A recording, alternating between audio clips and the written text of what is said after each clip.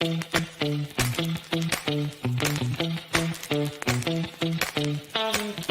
I don't see the people live with them trouble, y'all. Planting I don't see the people live with them trouble, y'all. Whoa, whoa, whoa.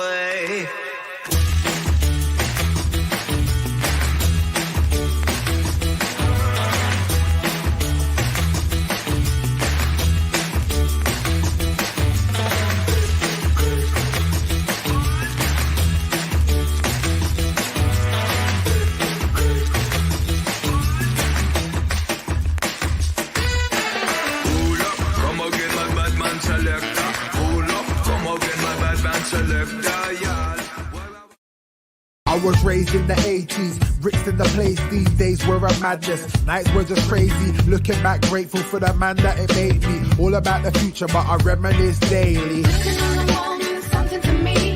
Hanging in the wood makes me feel bad. Wish I could go back.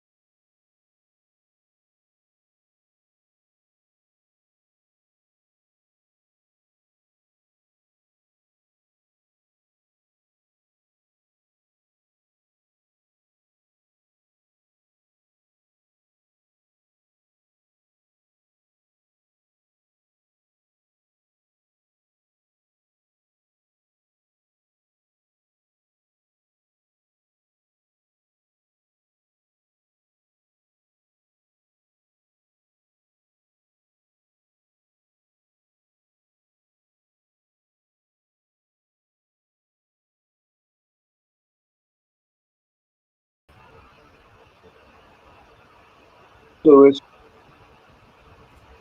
Okay. Okay. Louis, can you see me? I can see you, Professor Kotler. How are you? Okay. Hannah, thank you. All right. I am happy to be invited to speak to the group, and I've been enjoying very much the week, and you're doing a fantastic job, all of you, all of the people.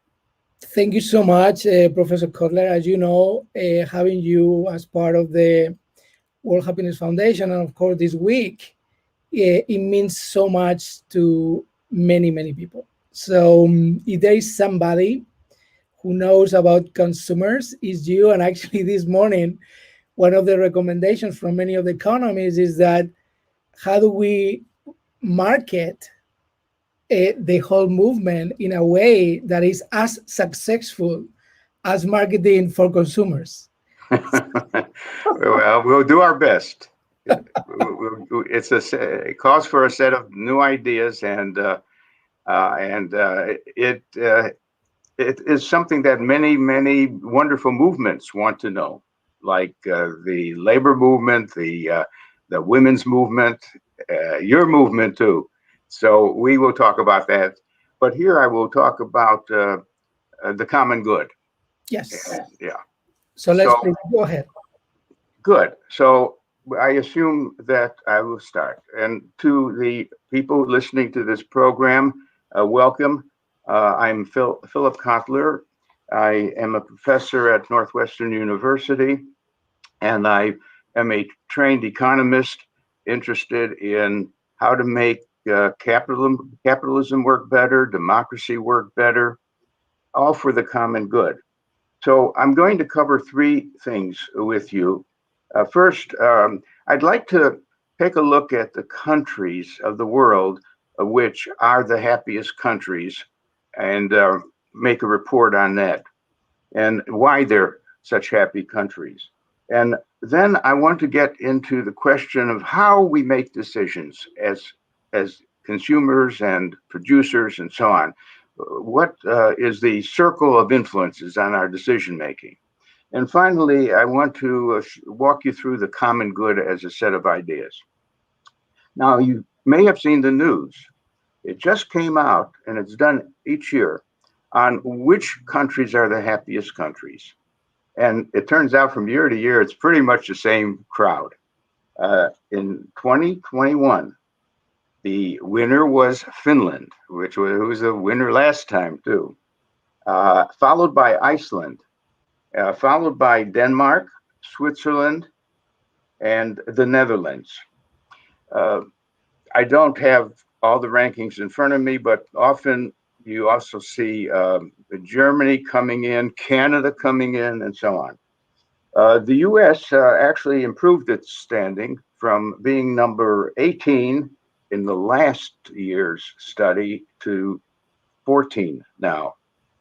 That's good news. We should be up there in the top 10, but we're not.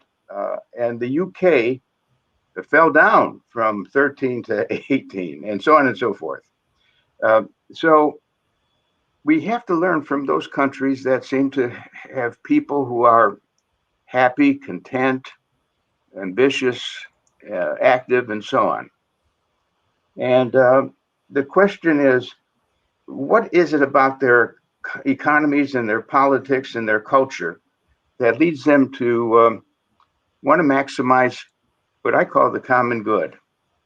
And even it's not just having, for example, a good economy, but we even draw a distinction between a free market economy and a welfare-oriented economy. The U.S. is more free market-oriented, and the Nordic countries, the ones that have been highest in happiness, are welfare-oriented. Here's the difference. When you have a country where 2 or 3 or 4 critical problems are solved for the people, they're happy. One critical problem is, can I get the education I want and go to the college I want, and can I afford it? If not, I'm going to have to work very hard to pay for a very expensive education. and I'm going to worry a lot about financing it. The other area clearly is health. Do I have the money to pay for insurance and get covered? So no matter what happens, it's like being in Canada. You know, all the drugs are free in Canada. They go into the hospital for surgery, they come out, there's no bill. There's a bill for the fact they use the vending machine for 25 cents or something. Can you imagine what it does to, in the way of stress, in a country where the people have to worry constantly about having enough money to obtain the basics of life? And we know from poverty and hunger and starvation found everywhere in the world, including our top countries, that this is the stress level. So it really raises the question, is the mission of the World Happiness Foundation to increase the amount of happiness, or is the mission to reduce the amount of suffering? Obviously, they are working together in a sense. If we can reduce the amount of stress and suffering, there will be more happiness or contentment or fulfillment. So we'll get to those questions. But let me get to this second area of how do we make decisions? We make the decisions very selfishly and understandably. First, we say, what's in it for me? So hopefully, we're more elevated. We say, what's in it for my family and friends? What's good for them? Or we expand it to our clan, and everyone belongs to a clan or two.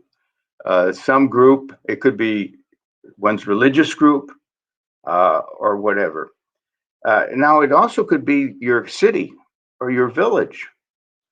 And at a higher level, it could be a country that you live in. And we all remember that a certain president saying that America first, everything about what counts for America, not what counts for others. So those are what we call circles of decision making. The most elevated view would be what's good for the country, or what's good for the people. What's really good for the people? Do people think that way? Well, yes. I have met many people, not enough, but many people who ask the question, who have a kind of what I call a kindness. They are compassionate. Let me stop this. They are they're ordinary people, and you'll recognize them because they are very kind, they're caring, they're compassionate. And we also know some people who are even exceptional in those gifts and attitudes. We call them humanitarians. They work for the common good. I mean, besides ordinary people caring about others and being compassionate, we always think of Mahatma Gandhi, Martin Luther King, Mother Teresa. If I were to name the presidents of the United States who were very much thinking of the common good, normally we think of the four sculpted in that state, but Abe Lincoln has to rank high. Teddy Roosevelt, FDR, Lyndon Johnson, all of them made decisions on what would increase the common good. Now, by the way, there are also some companies that are thinking that way. I think an increasing number of them are thinking about being run for more than profits. In fact, there's a list put out by Forbes, the magazine, of the top 100 companies judged by things like fair wages. Fair wages are not enough. It should be living wages. These are countries that act ethically. They encourage a balance between work and family. and they make opportunities equal to all who are qualified. And they minimize pollution and waste. So companies too can manifest a care for advancing the common good. As a matter of fact, the question is, what can the three big sectors of the economy do to help? Normally we turn to government, whether it's state, local, or national, as the agency for ensuring the common good. Police, firemen, educational system, health system, and so on. A lot of governments are not up to the task. They don't have the funds. Funds are being misused, possibly, and they don't go all the way that is needed. So the second group we can count on are called the nonprofit organizations. The nonprofits arose to fill the gaps. The nonprofits are not profit maximizing entities. They are there to fill the gaps. The American Cancer Society, the Heart Society, Greenpeace, all kinds of funded organizations that are trying to advance the common good. So that's the second sector. The third sector could be businesses. Not businesses that think only about maximizing profits. The good news is there's a movement now within the business community to consider more than maximizing profits. As a matter of fact, they're trying to define in the more advanced companies, what is our purpose? They know that if they clarify their purpose and build a culture around their purpose and hire people who are driven by a similar purpose, that they will do very well. As a matter of fact, the evidence is clear that if you want your shareholders to get a good return, there's a better chance the return will be high for the shareholders if they also pursue if the company also pursues the common good. Now, one example of this is a company called Unilever, formerly headed by, for 10 years, headed by Paul Polson. And Paul said, here's our purpose.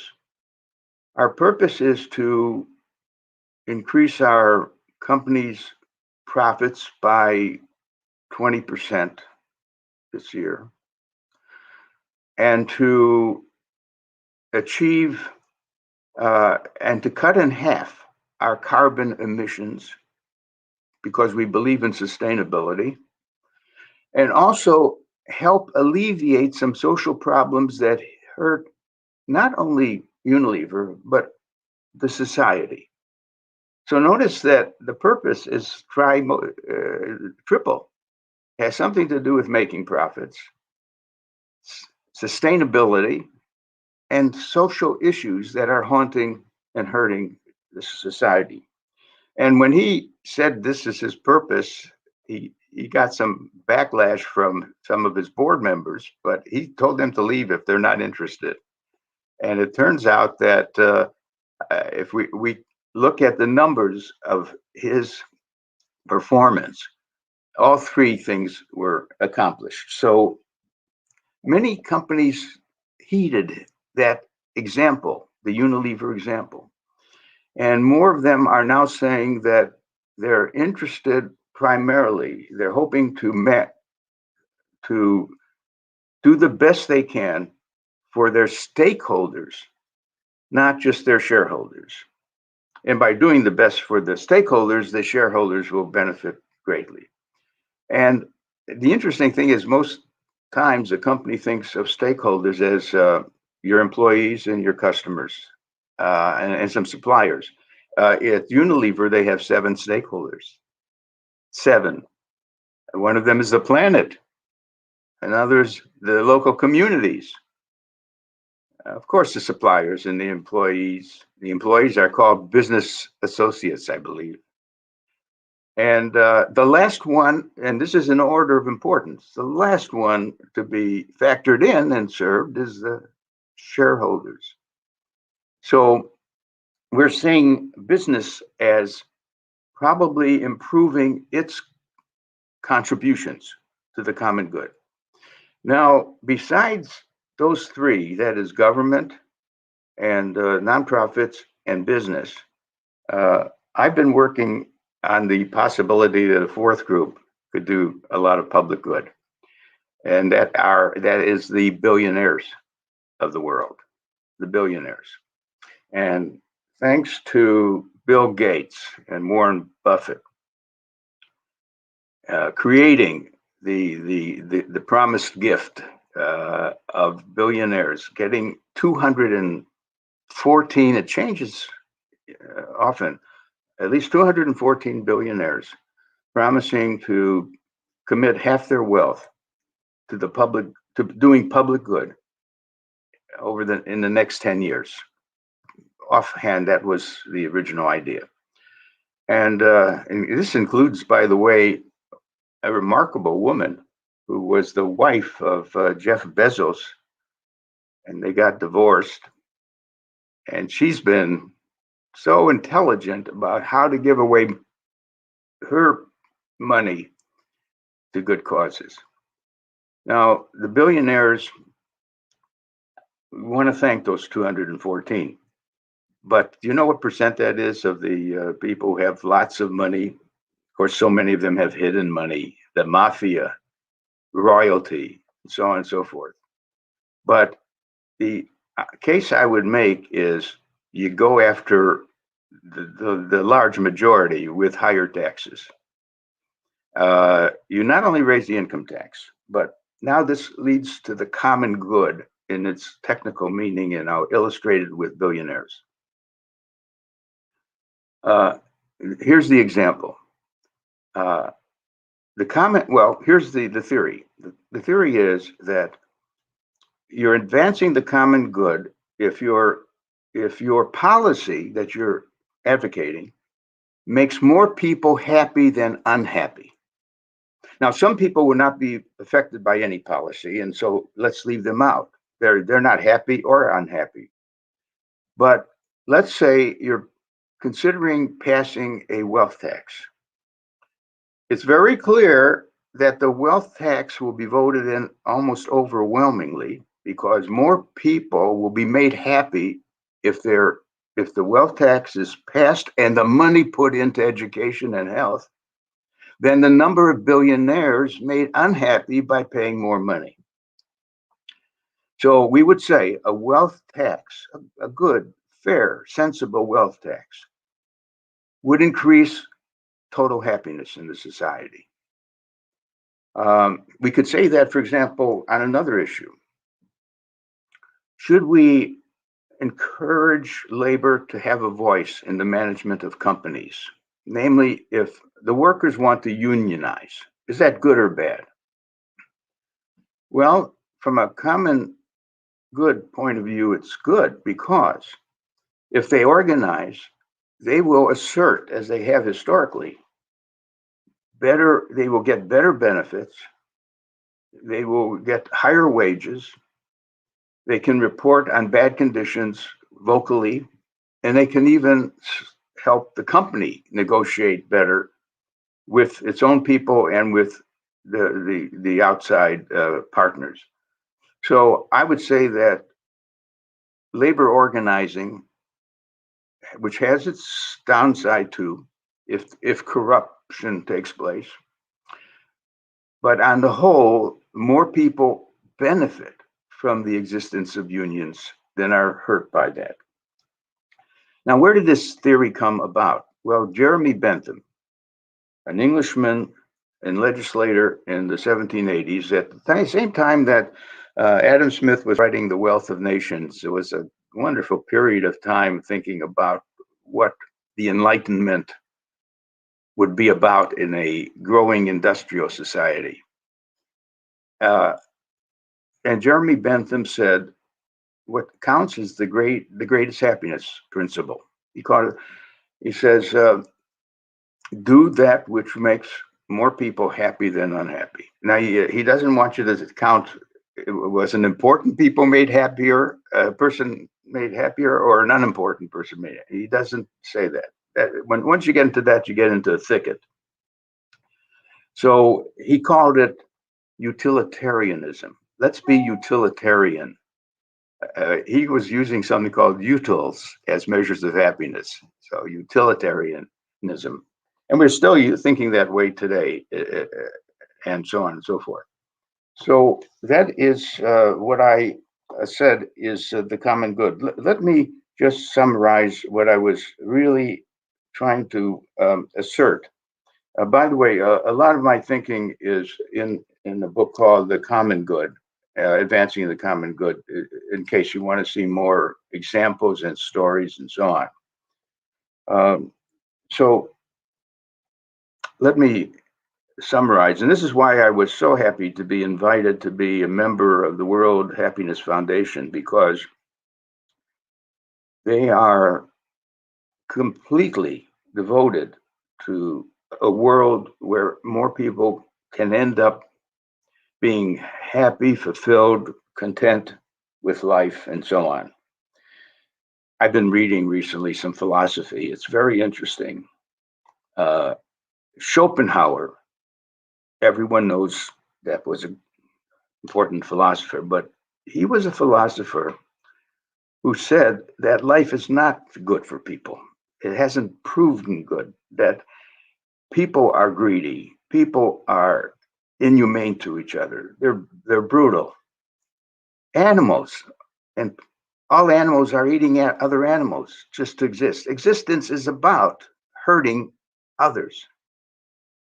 And he said, the original sin is not what you think it was. The original sin was the creation of life. Wow, that's pessimism. But he influenced Wagner, Tristan and Isolde, the famous opera.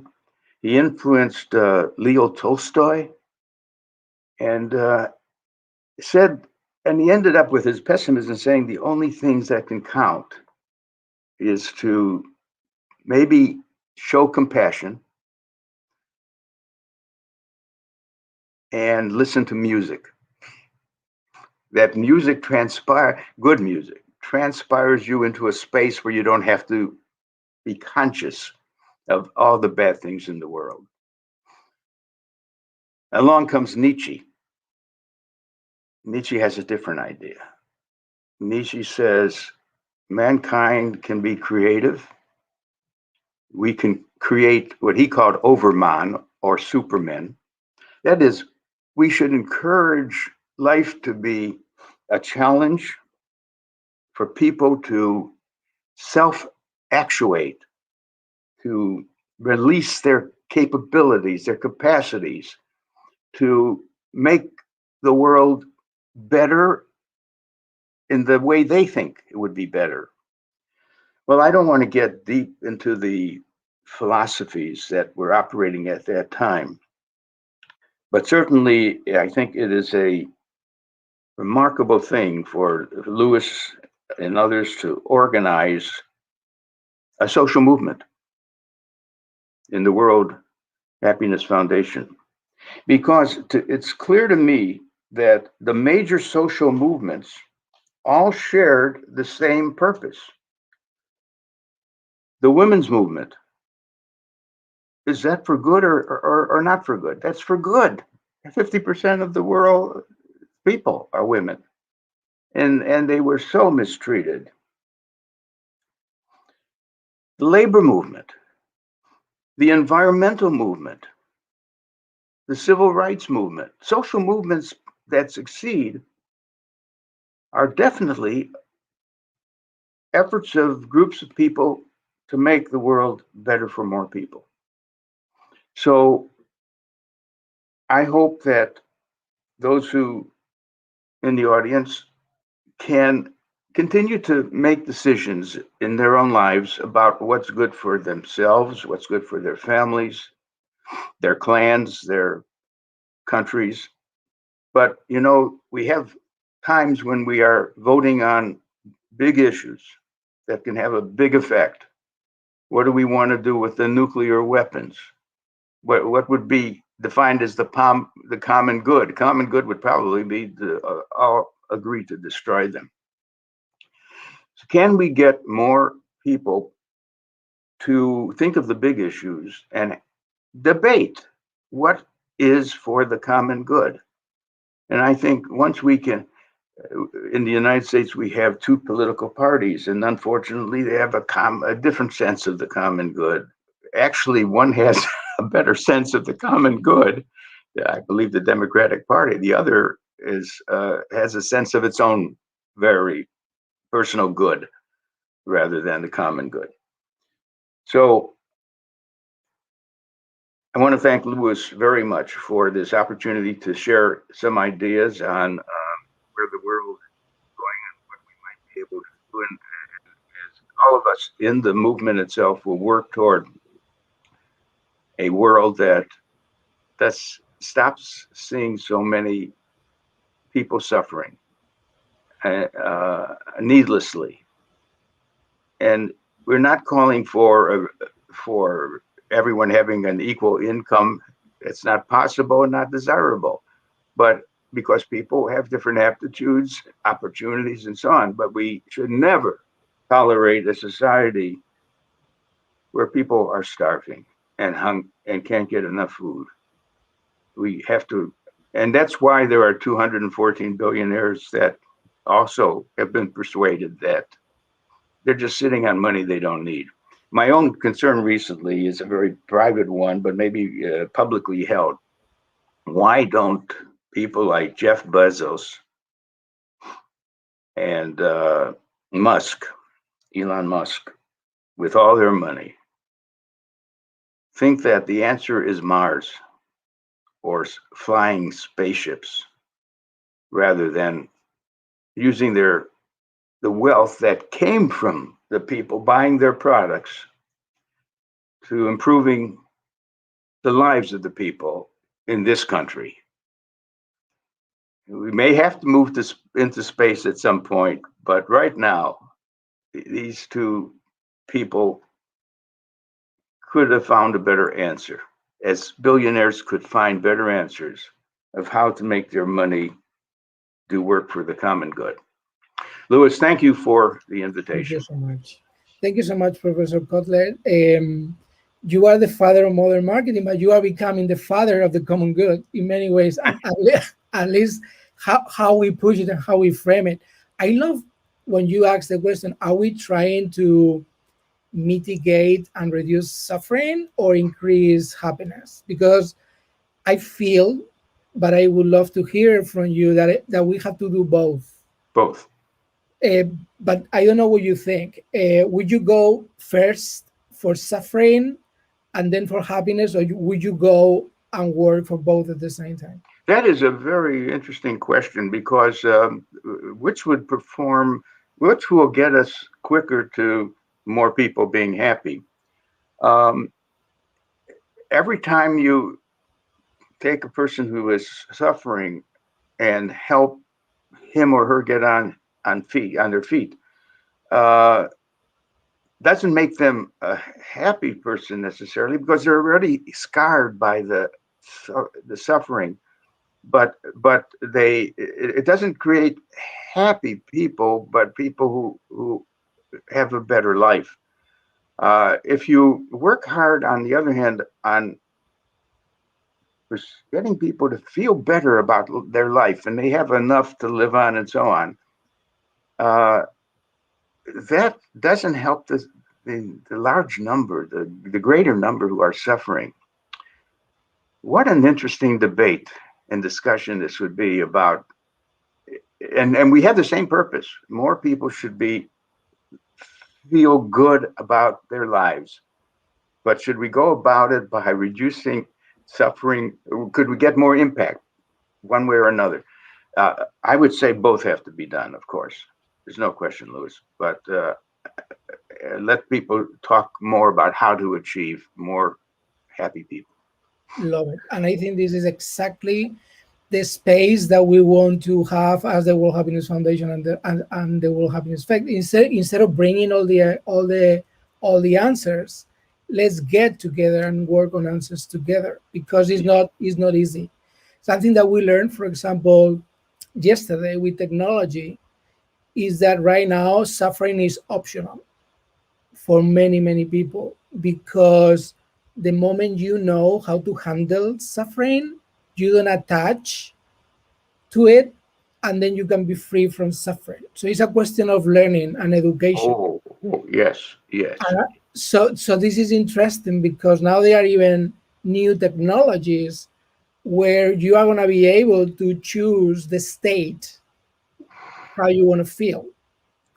So I think technology is advancing so fast that I feel that we are going to be able to eradicate suffering probably sooner rather than later. But then we are going to be dealing with the human condition in many ways to have power and control from those, because you want to basically heal, but you don't know how to heal your wounds, because we all are humans, are born with wounds as well from our ancestors, and that's something that we carry on our genetics.